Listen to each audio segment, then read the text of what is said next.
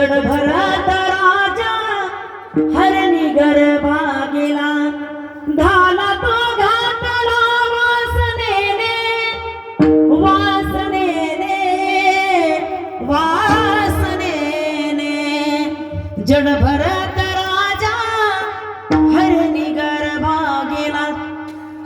मी तुम्हाला का सांगते की वासनेने कायाने मनाने भगवंताची सेवा करत जा. कारण तुम्हाला सांगते, मी सांगत नाही, मी फक्त कीर्तनापुरतं सांगते.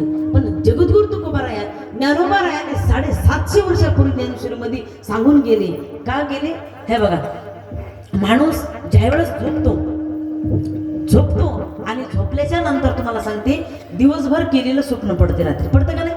स्वप्न पडतात का नाही तुम्हाला? पडतात ना? कोणालाच पडत नाही, दोघे तिकडेच पडतात. वा चांगले आहेत मग, मोकळेच. स्वप्न सगळ्यांनाच पडतात. झोपलं का स्वप्न पडतं, पण जे दिवसभर केलंय तसं स्वप्नामध्ये येत असतं. बरोबर आहे की नाही? दिवसभर जे केले ते स्वप्नात येते. म्हणून ज्ञानेश्वर महाराज सांगून गेले 750 वर्षापूर्वी की दिवसभर केलेलं स्वप्नात येतंय, तसं आयुष्यभर केलेलं मर्त्य प्रसंगी येत असते. मर्त्य प्रसंगी आठवत असते. जे जे केले ते सर्व काही आठवत आहे. ते आठवू नये म्हणून परमार्थ करावा.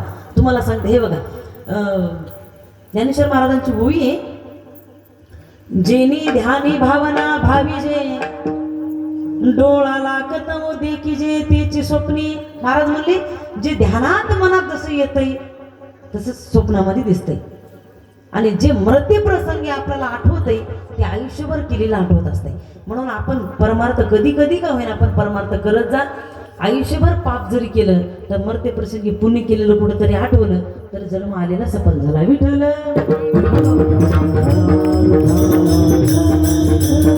का करता? कारण राजा असून परमार्थ करण्यासाठी जरी आला असेल तर वासना गुंतली. महाराज वासना त्याच्यामध्ये हरणाच्या पिल्यामध्ये वासना गुंतल्यामुळे पुढचा जन्म हरणीचाच घ्यावा लागला.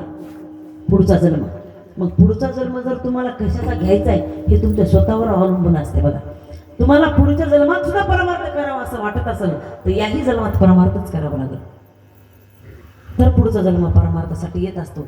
नाही तर कुठं कुठं जाईल काही सांगता येत नाही. 84 लक्ष योनी फिरून मनुष्याचा देह प्राप्त होत असतो.